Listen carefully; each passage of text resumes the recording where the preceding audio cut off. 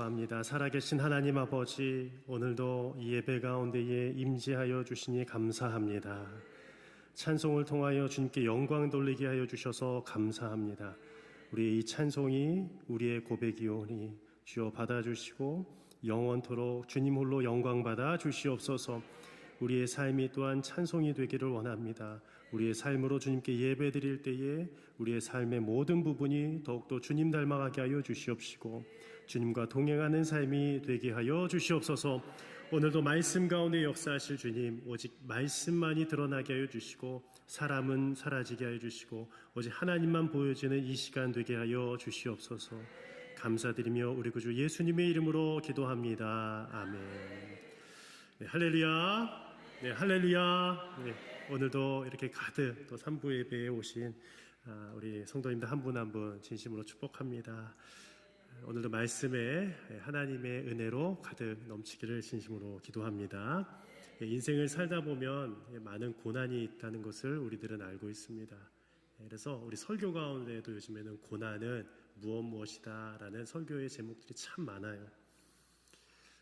우리가 많이 아는 우리 필립 얀시의 한밤을 걷는 기도라는 책이 있는데요. 그 책에 보면은 존 던이라는 영국의 목회자이자 시인인 그의 기도에 대해서 풀어서 설명하는 책이에요.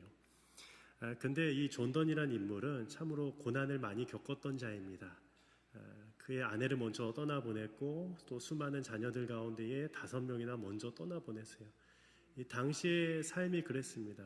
많은 이들이 가족들을 먼저 떠나보내는 그런 일들을 경험하는 시대가 바로 그 시대였어요.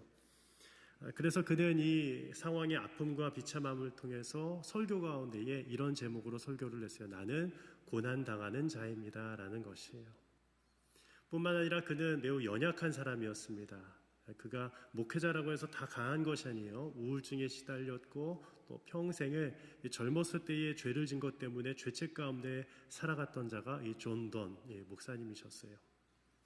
그러나 그는 끝까지 교회를 지켰습니다. 그 당시에 유명한 질병이 도래했는데 바로 패스트, 흑사병이었죠. 이 흑사병으로 인해서 전 세계 인구의 적게는 30%, 많게는 60%가 사망을 했다고 보고하고 있습니다. 역사 가운데 그렇게 기록되어 있어요. 그런데 그 패스트 가운데에 영국도 제외될 수는 없었습니다. 영국의 패스트가 닥치자 수많은 이들이 죽어나갔고 그때에 이 교회마다 종소리가 울렸어요. 종소리가 그래서 무슨 소리인지 알겠죠? 장례 종소리였습니다. 사람이 떠날 때마다 종을 울렸다라는 것이에요. 여기서도 울리고 저기서도 울리고 매일같이 울렸던 것이 종소리였습니다. 그런데 참으로 더 무서운 것은 그에게도 어느 순간에는 그 패스트라는 흑사병이 다가왔다라는 것이에요. 그래서 그 고통 가운데에 있음에도 불구하고 그는 새벽 4시에 일어나서 하나님의 말씀을 열심히 준비하고 그 세인트 폴 대성당에서 매 주일마다 많은 사람들이 모인 가운데에 하나님의 복음의 말씀을 전했다라는 것입니다. 참으로 놀라운 것은 런던에서 다들 피난 갔을 때 그 교회는 수많은 성도들로 가득가득 채워졌다라는 것이에요. 왜 그 이유가 있겠습니까? 하나님을 사랑하는 자들이 예배당에 모여 함께 예배했다라는 것입니다. 그런데 그가 질병에 걸린 순간에 이러한 질문을 던졌다라고 합니다. 한번 띄워주실까요? 하나님, 우리에게 무슨 말씀을 하시려는 것입니까? 고통으로 몸부림치는 우리 인간들을 지켜보는 일이 즐기십니까? 세상에 어떤 메시지를 전하려는 것입니까? 라고 질문을 던졌다라는 것이에요. 저도 사실은 이번 주간 말씀을 미리 준비하면서 본문을 이사야서 다른 구절을 정했다가 우리가 산불 뉴스를 계속 보면서 기도하다가 본문을 오늘 이사야서 43장으로 다시 한번 수정 변경했습니다. 산불을 보는데 그냥 그저 우리가 지켜볼 수밖에 없었는데 우리가 기도하면서 그들을 도우면 얼마나 좋을까라는 생각을 했어요. 얼마나 힘들겠습니까? 모든 게 다 전소되었는데요. 산불뿐만이 아니겠죠. 이 가운데도 내 삶이 타들어가는 듯한 고통 가운데 계신 분들이 계실 수도 있습니다. 부모의 건강 때문에, 나 자신의 건강 때문에, 또 자녀손들의 건강 때문에, 또 일터와 직장, 또 해결되지 않는, 풀리지 않는 일들 때문에 그 고난으로 인하여서 힘들어하는 분들이 계실 수도 있습니다. 어떤 특정한 종교에서는 그래서 이 고난을 108가지로 정리를 했어요. 그래서 우리가 송구영신 예배 때마다 우리는 무엇을 드려요? 새해 맞이 예배, 송구영신 예배를 드리는데 그 종교에서는 108배를 날마다 드리는 것이죠. 그리고 염주를 돌립니다. 그 종교를 제가 뭐 비하하는 것은 결코 아니에요. 근데 그들의 고백 가운데요. 그렇게 해서 고통과 고난을 씻어보자 염주도 돌리고 또 산속에 가서 그렇게 108배를 하지만 무릎이 더 아프고 그 고난과 고통이 아직도 해결되지 않았다라고 많이들 얘기를 하시더라고요. 그래서 오늘은 이 설교를 진행하면서 삶에 이러한 질문을 한번 던져보았습니다. 함께 한번 읽어볼까요? 시작. 내 삶 속에 있는 고난의 문제는 무엇이며 이 문제를 해결할 수 있는 방법은 무엇인가? 내 삶 속에 있는 고난의 문제가 분명히 있는데 그런데 이 문제를 해결할 수 있는 방법은 무엇일지에 대해서 오늘 말씀을 통해 좀 살펴보았으면 좋겠습니다. 오늘 이 이사야서 말씀은 우리가 이사야가 또 선지자가 기록한 말씀인데 그 당시에는 두 가지 상황 가운데 있었어요. 1장부터 39장까지는 이 운요아의 시대 때에 그 왕들이 있습니다. 히스기야 왕 때에 아수르의 공격으로부터 그들이 침략을 받아 고통받고 있었는데 그때에도 믿음 가운데에 하나님의 말씀을 선포하며 그 말씀을 지키고자 했던 이 이스라엘 백성들을 향해서 유다 백성들을 향해서 말씀을 기록했고 또 이 40장부터는요 물론 이사야가 기록했다고도 하지만 제2이사야서라고 해서 이 바벨론 포로기 때에 이 사람들을 위해서 적혀졌다라고 또 이야기들을 합니다. 중요한 것은 누가 썼다 이야기했다가 아니라 하나님께서는 이 아수르 시대 때나 이 바벨론 때나 분명하게 똑같이 그들에게 구원을 주시고자 이 말씀을 기록해 주셨다는 것이에요. 여러분들 한 나라가 국권을 잃었을 때 얼마나 힘들겠습니까? 유대 민족도 그렇고 이스라엘 민족들도 그렇고 당시에는 다 아수르에게 그리고 바벨론에게 자신들의 주권을 잃어버린 상황이었다는 것이에요. 그때에 그들에게는 어떤 것도 없었습니다. 의지할 것도 없었습니다. 그들에게 있어서는 반드시 지켜야 될 것 한 가지가 있었는데 바로 신앙이었다는 것입니다. 그러면 오늘 말씀을 통해서 이 고난당하고 자신들이 믿음을 지켜야 되는 이 상황 가운데서 하나님은 어떤 분으로 나타내신지 우리 말씀 가운데 좀 살펴보았으면 좋겠는데요. 우리 첫 번째는 하나님은 우리의 상황을 구체적으로 알고 계시는 분이시라는 것이에요. 우리 말씀 1절 말씀 한번 다시 한번 읽어볼까요? 시작. 야곱아 너를 창조하신 여호와께서 지금 말씀하시느니라. 이스라엘아 너를 지으시니가 말씀하시느니라. 너는 두려워하지 말라. 내가 너를 구속하였고 내가 너를 지명하여 불렀나니 너는 내 것이라. 오늘 말씀 계속 띄워주실까요? 야곱아 라고 부르고 있어요. 당시에 야곱은 이미 죽었습니다. 야곱은 무엇을 뜻합니까? 유대 민족을 뜻해요. 하나님께서 택하신 그 민족의 대명사로 야곱이라 부르고 있습니다. 그런데 이 야곱을 어떻게 하셨습니까? 너를 창조하셨다라는 거예요. 너를 창조하신 여호와께서 말씀을 하시는데 어떻게 말씀하세요? 바로 지금 말씀하시는 거예요. 하나님께서는 이 상황 가운데에 이 말씀을 주실 때에 어제도 말씀하시고 내일도 말씀하시고 앞으로도 말씀하시면 언제 말씀하시느냐? 바로 지금 말씀하시는 분이 우리 하나님인 줄을 믿습니다. 우리 말씀을 통해 선포되어지는 것이에요. 하나님께서는 이 말씀을 통해 사람의 입이 아니라 이 말씀을 통해 하나님의 영광과 능력이 선포되어져 있다는 것이에요. 그러면서 이렇게 기록합니다. 이스라엘아 너를 지으시니가 말씀하시느니라. 모든 것을 창조하실 뿐만 아니라 특별히 누굴 지으셨느냐? 바로 여러분들 우리 성도님들을 지으신 줄을 믿습니다. 그런데 이 하나님께서 왜 말씀하셨는지 아실까요? 왜 말씀하셨을까요? 왜냐하면 그 당시에 포로기에 끌려간 백성들에게 가장 중요한 것은 신앙의 정체성을 잃어버렸다는 것이에요. 그래서 이 믿음을 세워주시고자 지금 이 순간에 이 말씀을 선포케 하시고 들리게 하셨다는 것이에요. 노스코스트 교회 레리 오스본 목사님이 쓴 책, 이 바벨론에서 그리스도인의 살기라는 책이 있습니다. 이 책을 한번 꼭 읽어보셨으면 좋겠는데 이 책에 보면은 이 다니엘이라는 인물에 대해서 아주 상세하게 설명하고 기록하고 있습니다. 여러분들 다니엘 아시죠? 다니엘이 어느 나라로 포로로 잡혀갔어요? 바벨론으로 포로로 잡혀갔습니다. 그런데 이 당시 바벨론으로 포로로 잡혀갔을 때에 이 다니엘에게 있어서 가장 위협받던 것은 무엇이냐? 그 바벨론의 학문과 신앙을 요구받았다라는 것이에요. 원래 다니엘은 하나님을 믿는 자였는데 이제는 바벨론의 신앙 그리고 바벨론의 학문을 따르라고 강요받았다라는 것입니다. 왜 그 신앙과 학문을 배우라고 했을까? 왜 강요를 받았을까요? 이유는 단 한 가지입니다. 어느 나라를 섬기라고요? 바벨론 왕국을 섬기라고 해서 가르친 것이에요. 너희가 믿는 여호와 하나님 신이 아니라 이제는 바벨론 왕 느부갓네살 왕을 섬기기 위하여 이 학문과 신앙을 배우라라고 그렇게 강요받았다라는 것입니다. 그런데 그때 그들은 어떻게 했어요? 배우긴 했지만 신앙을 버리지는 않았다라는 것이에요. 그것을 우리가 성경을 통해서 알 수 있습니다. 그리고 이 책에서 이 레리오스본 목사님은 이렇게 다니엘에 대해서 설명을 하는데, 다니엘서에서 우리가 절대 놓치지 말아야 하는 핵심은 지독히 불경건한 문화 한복판에서 다니엘이 어떤 삶의 본을 보여주었느냐 하는 것이다 라는 것이에요. 계속 한번 띄워주실까요? 우리 이 시대가 살아가고 있는 시대는 어떤 시대냐? 불경건한 문화 한복판에서 살아가고 있다는 것이에요. 근데 많은 이들이 이렇게 고백합니다. 옛날이 좋았는데 지금은 너무 타락한 것 같아. 근데 이 책에서 레리 오스본 목사님이 이렇게 얘기해요. 아니에요. 과거에도 타락했다라는 거예요. 과거에도 더 타락했습니다. 함부로 생명을 했습니다. 함부로 욕을 했습니다. 함부로 착취했습니다. 그게 더 과거예요. 법도 있지 않았던 시대가 과거 아니겠습니까? 더 과거엔 더 어땠을까요? 자유도 없었어요. 그때는요. 이처럼 세상의 논리와 권력으로 점철된 사회가 바로 과거에서부터 지금까지 앞으로도 이 땅 가운데서는 사라지지 않는다라는 것이요. 계속될 수밖에 없다라는 것이요. 여러분들 이 말씀에 공감하세요? 이 시대는 이 불경건한 문화 한복판에서 살아갈 수밖에 없는 토양 가운데 있다라는 것이에요. 그런데 그때에 다니엘이 어떤 모습을 보여주었느냐? 신앙의 본, 믿음의 본을 보여주었다라는 것이에요.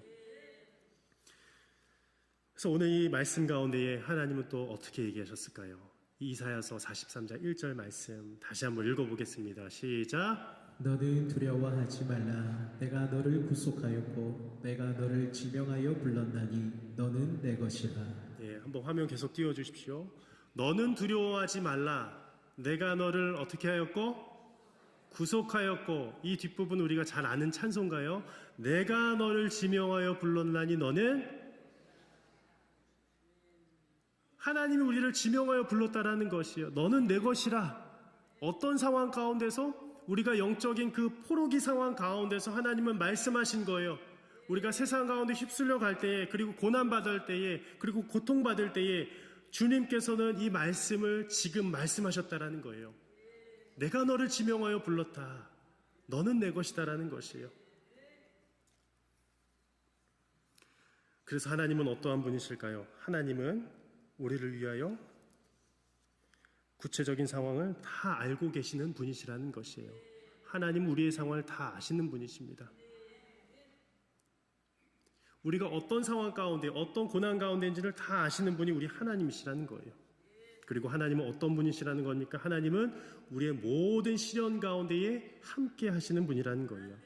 우리 2절 말씀도 한번 읽어보도록 하겠습니다. 함께 읽습니다. 내가 물 가운데로 지날 때에 내가 너와 함께할 것이라. 강을 건널 때에 물이 너를 침몰하지 못할 것이며 내가 불 가운데로 지날 때에 타지도 아니할 것이요 불꽃이 너를 사르지도 못하리니. 오늘 말씀에 보면 내가 물 가운데로 지날 때에 내가 너와 함께할 것이라 말씀해 주셨어요. 이스라엘 백성들이 물 가운데로 지날 때가 있었습니다. 기억하시죠? 홍해 길이었습니다. 그런데 이 홍해길 가운데에 우리들은 볼 때에 하나님께서 놀라운 역사를 베푸셨어요. 그 홍해를 갈라주셨어요. 그런데 우리가 놓치는 부분이 있습니다. 홍해가 갈라졌을 때 하나님의 역사뿐만이 아니라 하나님은 어떻게 행하셨느냐? 함께 걸어가신 분이라는 거예요. 하나님의 역사뿐만이 아니라 하나님은 어떤 분이시냐? 우리와 함께 그 홍해길을, 바닷길을 걸어간 분이 바로 하나님이시라는 겁니다. 물뿐만이 아니었습니다. 불 가운데서도 하나님은 함께 해주셨습니다. 이사야서 43장 2절 말씀, 내가 불 가운데로 지날 때에 타지도 아니할 것이요 불꽃이 너를 사르지도 못하리니. 즉 타지도 않겠다 말씀해 주셨어요. 불꽃이 너를 사르지도 못하겠다 말씀해 주셨어요. 그런데 이스라엘 백성들의 상황은 어떠했습니까? 아니요. 그들의 집과 모든 것들이 다 불타버린 상황 속에서 포로로 잡혀갔었습니다. 그런데 어떻게 저 말씀이 다시금 선포되어지냐고요. 불 가운데로 지날 때에 타지도 아니하겠다 하셨는데 너를 사르지도 못하겠다 하셨는데 이미 다 타버린 상황, 다 잿더미가 된 상황 속에서 그들은 포로로 끌려갔습니다. 늘 성경에서 불은 극심한 시련과 고통을 의미합니다. 환난을 뜻합니다. 그리고 실제로 불 가운데 놓여졌을 때에 많은 이들이 심한 고통을 받았다고 성경이 기록하고 있습니다. 그런데 이 한 본문에서는 이 불이 하나님의 백성들을 해치지 못한 본문이 나와요. 아까 우리가 말씀드렸죠. 다니엘의 세 친구들이 그랬죠. 다니엘서 3장에 보면 그때에 어떤 갈대아 사람들이 나와 유다 사람들을 참소하였다라고 되어 있는데 이 이유로 인하여서 그들이 풀무불에 던져지게 되었습니다. 즉 바벨론 이 왕에게 절하지 아니하였다는 그 이유 때문에 그 이유 하나만으로 그들은 국가에서 중요한 위치를 맡았음에도 불구하고 풀무불에 던져져야 됐어요. 심지어 7배나 강한 그 풀무불에 던져지면서 붙잡고 있던 사람들이 다 타버렸다라고 성경은 기록합니다. 그런데 어떻게 됐어요? 그 풀무불에 던져졌을 때에 기적이 일어났어요. 다니엘서 3장 25절 27절 말씀입니다. 함께 읽어볼까요? 시작. 왕이 또 말하여 이르되 내가 보니 결박되지 아니한 네 사람이 불 가운데로 다니는데 상하지도 아니하였고 그 넷째의 모양은 신들의 아들과 같도다 하고 총독과 지사와 행장관과 왕의 모사들이 모여 이 사람들을 본즉 불이 능히 그들의 몸을 해하지 못하였고 머리돌도 그을리지 아니하였고 겉옷빛도 변하지 아니하였고 불탄 냄새도 없었더라. 아멘. 여러분들 저는 성경을 다 믿는 사람입니다. 목회자로서 서원할 때 손을 얹고 이 성경을 하나님의 정말 무오한 성경으로 우리가 믿고 서약하고 목회자로 되는데요. 제가 오래전에 어릴 때에는 이 구절을 보면서 참 믿기가 어려웠어요. 여러 본문 가운데 특별히 예수님께서 부활하셨다는 것은 더 믿을 수 있었는데 어떻게 사람이 안 타? 여러분들 그냥 하나의 신화로 여겨지십니까? 저는 당시에 좀 그렇게 이게 과연 가능할까? 여러분들 저기 밑에 포스코에만 가도 용광로가 있어요. 거기 떨어져서 살아났다는 얘기잖아요. 이 부분 말씀은요. 불가능해요. 불가능한 말씀인데 왜 여기에 기록되어 있습니까? 오늘 25절 말씀 한 번 더 띄워주실까요? 왕이 또 말하여 이르되 내가 보니 결박되지 아니한 몇 사람이? 한 사람이 더 있어서 떨궈진 사람은 사드락과 메삭과 아벳느고였습니다. 그들은 끝까지 하나님의 신앙을 놓치지 않고 떨어졌는데 거기서 죽을 수도 있었어요. 순교할 수도 있었어요. 그런데 왜 하나님은 그들을 살려주셨습니까? 왜 정말 그 죽음에서 살려주신 이유가 무엇일까요? 저 한 사람을 보여주시기 위해서예요. 이 말씀을 깊이 묵상하면서 그 한 분이 들어오시는 거예요. 영어 성경에는 A son of Gods라고 되어 있어요. 신들의 아들들처럼. 오늘 말씀에도 신들의 아들과 같도다라고 되어 있습니다. 그런데 킹제임스 버전 성경에는 또 이렇게 표현합니다. The son of God. 오직 예수 그리스도라는 거예요. 예수님께서 저 당시 저 상황 가운데 함께 계셨다라는 것이에요. 저는 그것이 믿음으로 받아들여더라고요. 여러분들 예수님은 어떻게 역사하셨습니까? 우리 몸으로서는 역사하시지 않으셨는데 함께 태초부터 계셨고 이 세상 가운데 역사하실 때는 누구의 모습으로? 성령님께서 역사하신다라는 것이에요. 바로 성령님께서 저 불구덩이 가운데 함께하여 주셔서 불이 탐에도 불구하고 그 가운데서 그들에게 신앙을 주시고 믿음을 주시고 그 믿음을 지킬 수 있는 이유와 사명을 허락해 주신 줄을 믿습니다. 이것이 오늘 다니엘 3장에 기록된 말씀의 이유와 목적이라는 것이에요. 여러분들 이 말씀이 오늘도 아직 믿음으로 받아들여지지 않는 분들이 계실 수도 있습니다. 괜찮습니다. 그렇지만 이 말씀 가운데서 성령님이 보이시기를 바랍니다. 예수님이 보이시기를 바랍니다. 그분만이 구원하실 수 있는 거예요. 그분은 그냥 보통 사람이 아니었어요.